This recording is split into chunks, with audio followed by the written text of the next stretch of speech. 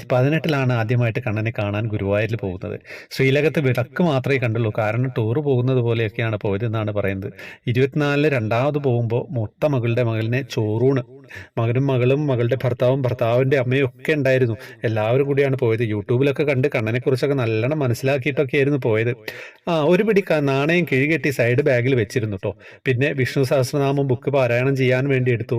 വേറെ കുറച്ച് കാശും ഡ്രസ്സ് വെക്കാൻ വേറെ ബാഗ് ഉണ്ടായിരുന്നു. മെയ് ലാസ്റ്റ് ആയിരുന്നാൽ നല്ല തിരക്കൊക്കെ ആയിരുന്നു. മഴ എവിടെയും റൂമൊന്നും കിട്ടാനില്ല. അവർ വിഷമിച്ചു പോയി. ഒടുവിൽ കിഴക്കേ നടക്കിയടുത്ത് മകനൊരു റൂമൊക്കെ തരപ്പെടുത്തി ഞങ്ങൾ ഫ്രഷ് ആയിട്ട് അമ്പലത്തിലെത്തി. ശ്രീലകത്തേക്ക് കടത്തിവിടുന്നില്ല. നാലമ്പലത്തിലെ ശിവേലിക്കുള്ള ഒരുക്കങ്ങളൊക്കെ നടക്കുന്നു.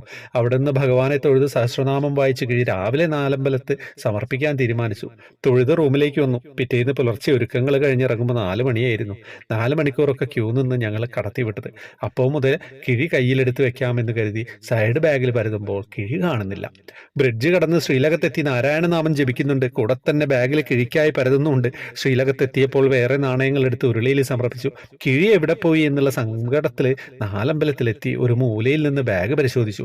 കിഴി ബാഗിലില്ല എന്നുള്ള സത്യമൊക്കെ മനസ്സിലായി. അതൊരു വിങ്ങലായിട്ട് അവിടെ കിടന്നു. വാവയെ പഞ്ചസാര കൊണ്ട് തുലാഭാരം നടത്തി ചോറൂണ് കഴിഞ്ഞ് പ്രാർത്ഥിച്ച് ഞങ്ങൾ റൂമിലെത്തി. ഡ്രസ്സൊക്കെ റെഡിയാക്കി വെക്കുമ്പോൾ ദാ കിഴി അവിടെ കിടക്കുന്നു. ഞാൻ അറിയാതെ മാറ്റി വെച്ചതാണ്. നാട്ടിലേക്ക് വരാൻ കാറിൽ കയറിയപ്പോൾ കാറിൽ നിന്ന് കിഴക്കേ നടന്നോക്കി ഞാൻ കൊണ്ടുവന്ന കിഴി കാണിക്ക ഇടാൻ പറ്റിയില്ലല്ലോ ഗുരുവായൂരപ്പ. അപ്പം മകൻ പറഞ്ഞു, അമ്മ വേഗത്തിൽ പുറത്ത് കാണിക്ക വഞ്ചിയിൽ ഇട്ട് വന്നോളൂ എന്ന്. ഞാൻ ശ്രീലകത്ത് കണ്ണന് സമർപ്പിക്കാൻ കൊണ്ടുവന്നതല്ലേ, ഇനി വരുമ്പോൾ സമർപ്പിക്കാം എന്ന് പറഞ്ഞു. പക്ഷേ ഞാൻ വീട്ടിലെത്തിയപ്പോഴാണ് ആലോചിച്ചത്, എന്ത് ധൈര്യത്തിലാണ് ഞാൻ അങ്ങനെ പറഞ്ഞത്.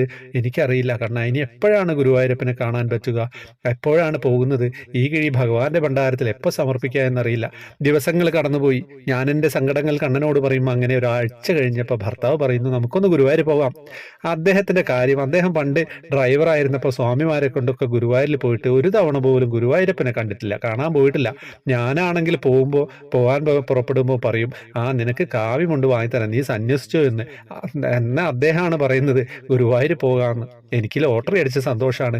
കിഴി വീട്ടിൽ വെച്ച് 2 ആഴ്ച ആയപ്പോൾ തന്നെ കണ്ണനെ കാണാൻ ഞങ്ങൾ രണ്ടുപേരും ഗുരുവായൂരിലെത്തി. ഭഗവാനെ, ക്യൂ നിന്ന് ശ്രീലകത്ത് ഉരുളിയിൽ ആ കിഴി സമർപ്പിച്ചു. എൻ്റെ കണ്ണാ, നിന്റെ ലീലാവിലാസങ്ങൾ ആ കള്ളക്കണ്ണനെ മനസ്സു തുറന്നു കണ്ട് പ്രാർത്ഥിച്ചു. അതിനുശേഷം 6 മാസം തുടർച്ചയായി കണ്ണനെ കാണാൻ പോയി. ചെറിയ ഗ്യാപ്പിന് ശേഷം ജൂൺ 3, 2025 വീണ്ടും കണ്ണനെ കാണാൻ പോയി. പിറ്റേന്ന് രാവിലെ 21 പ്രാവശ്യം നാലമ്പലം പ്രദക്ഷിണം വെച്ചു. 21ാമത്തെ പ്രദക്ഷിണത്തിൽ കൊടിമരത്തിനടുത്ത് എത്തുന്നതിന് മുമ്പ് കുറച്ചു മുൻപായിട്ടൊരു ചേച്ചി വന്ന് എൻ്റെ നേർക്ക് കൈനീട്ടി. ഞാനത് കൈനീട്ടി വാങ്ങി നോക്കുമ്പോൾ മലറായിരുന്നു. ഞാനത് കണ്ട് തരിച്ചു നിന്നുപോയി. ചേച്ചി ഒന്നും സംഭവിക്കാത്ത മട്ടിൽ നടന്നു. 21 പ്രാവശ്യം പ്രദക്ഷിണം പൂർത്തിയാക്കി കൊടിമരത്തിനടുത്ത് മുട്ടുകുത്തി പ്രാർത്ഥിച്ചതിന് ശേഷം മാത്രമാണ് ഞാൻ മലർ